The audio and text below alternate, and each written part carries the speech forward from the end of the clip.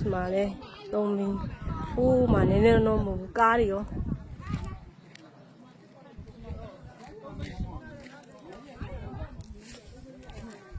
မကြည့်အောင်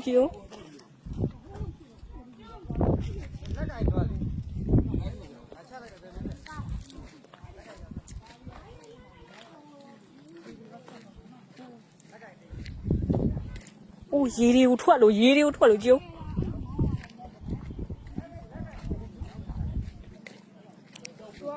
အောက်ထဲမှာမြေကြီးထားတဲ့အချိန်နဲ့တ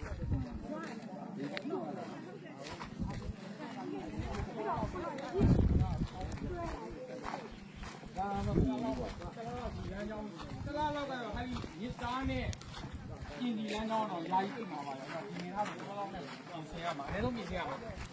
ရားကတော့ထိခိုက်မှုသိမ့်မရှိပေမဲ့ဒီပြည့်ရအောင်ရတော့အင်မတန်မှဟိုမှာကားကြီးဟုတ်ကဲ့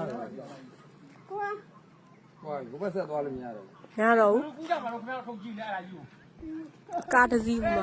လဲတော့သွားတာမဟုတ်ဘဲနဲ့ရှေ့ဘလို့လိုက်လဲကူးကြမှာချပါလေ